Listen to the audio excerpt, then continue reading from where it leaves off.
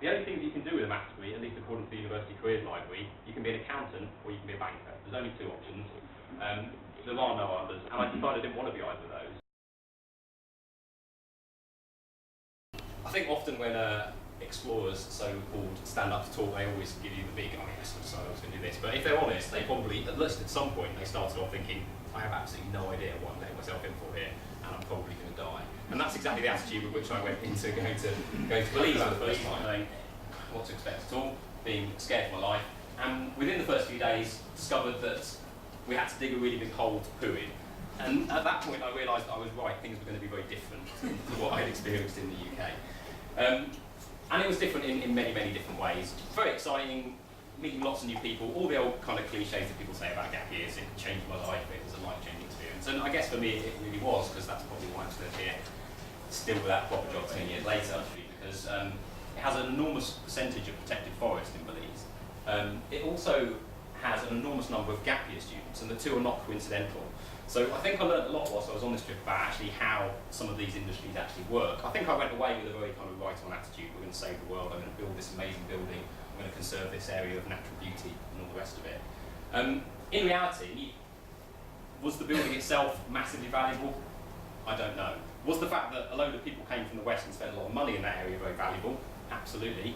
Was the fact that Belize can sell itself on the fact that loads of people travel to this part of the world, spend money, do interesting projects valuable? Absolutely. So it worked in some sort of sense. Whether it was quite the naive sense I originally imagined it was going to work in, I don't quite know, but it certainly did a lot. And again, going back to my original point, it taught me a lot about perhaps what you can do with a bit of stubbornness and a bit of stupidity and a bit of enthusiasm, really, when I didn't really know, and none of the rest of us really did, how to build a building in the rainforest. Because we had 2 weeks till the shoot. Remember my honesty issue. I went to a meeting in London and they asked me, how's it going? Well, there's a bit of a problem. You know the 8-day trek, it's not an 8-day trek, it's a 1-day boat ride. How does that suit you? It didn't suit them well. It didn't sound like it had a lot of jeopardy to it. Obviously, I got back on the phone, spoke to the chap who's out, we would say, could you find a bit more jeopardy? What we're looking for is a bit more remoteness. And I started sounding like a TV producer. I started saying a lot of words which I didn't really understand, didn't know what they meant, but I really needed them, and I needed them right now. Unfortunately, he was unable to produce anything. I should give a little bit of backstory at this point. That at the same time, the second reason why I didn't want to go on this trip was because I was going through the process of breaking up with my girlfriend at the time, who I was supposed to be getting married to, and actually, unfortunately, I wasn't getting married to. I was a bit annoyed about this at the time, and therefore I wasn't really keen to go to Peru and go and try and deal with jeopardy. I had enough jeopardy of my own at that time. Anyway, obviously, when it's your own business, you have no choice, do you? So, 5 days prior to the shoot, having split up finally with my girlfriend the night before, I flew to Peru. If only the camera crew had been there when I was there on the recce, they would have made an absolute fortune on the film they could have made. I was terrified, she was crying, she was storming off. It would have been brilliant. Unfortunately, no camera crew were there at that point. Anyway, the culmination of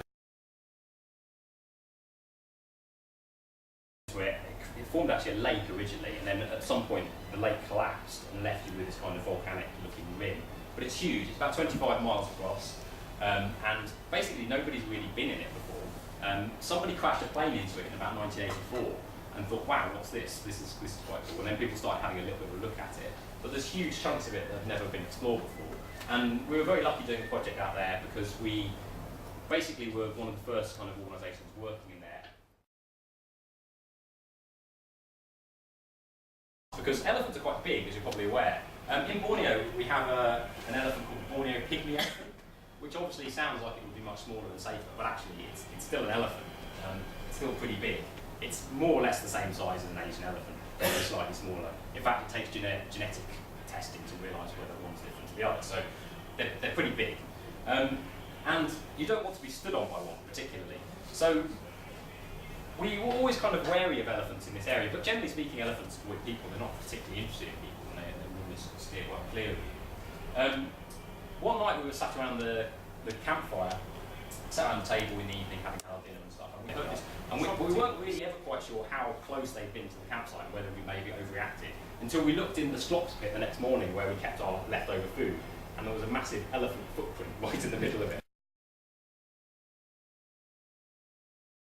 International superstars of the biodiversity world, and little me doing a lot of carrying, a lot of digging, but still getting to work on some really, really interesting. I had 19 volunteers on this trip, and I remember it distinctly because one morning I didn't. I had 18, and that was a bit of a surprise. So anyway, I did what any British person would do in this time of crisis. I had a cup of tea, and I had a bit of a think about it.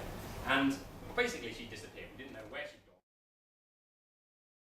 gone. And I had, this is a photo from Sinai Desert, which I've got quite into because Sam will probably correct me here, but I think it's loads easier than working in the jungle.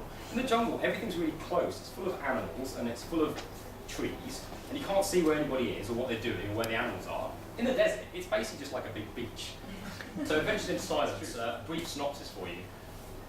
Dom, expedition leader, never silent, has music on every minute of the day, or talking, or is speaking to somebody, hates being on his own, hates being quiet, decided, or got sent on, a trip called Adventures into Silence, which basically involves 7 days sitting silently in the desert.